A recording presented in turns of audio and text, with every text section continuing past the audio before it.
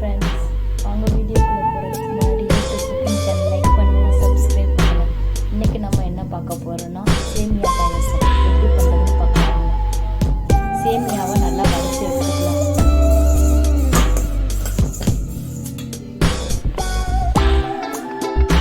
நெய் ஒரு spoon add பண்ணிக்கலாம்.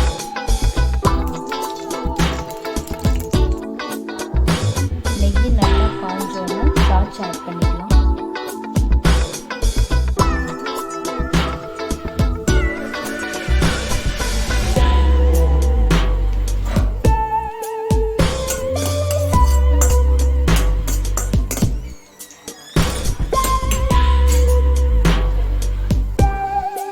பாதாம் ஆட் பண்ணிக்கலாம்.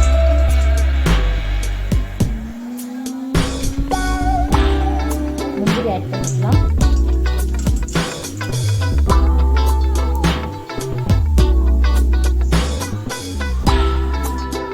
வாட்டர் 1/2 கிளாஸ் ஆட் பண்ணிக்கலாம்.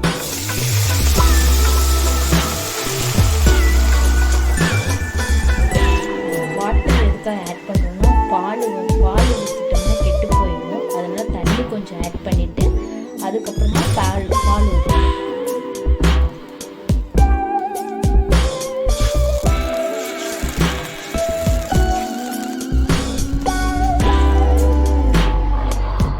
கொதிக்க ஸ்டேஜ் வந்துச்சு. இப்போ பால் ஆட் பண்ணிக்கலாம். 1 கிளாஸ் பால் ஆட் பண்ணிக்கலாம்.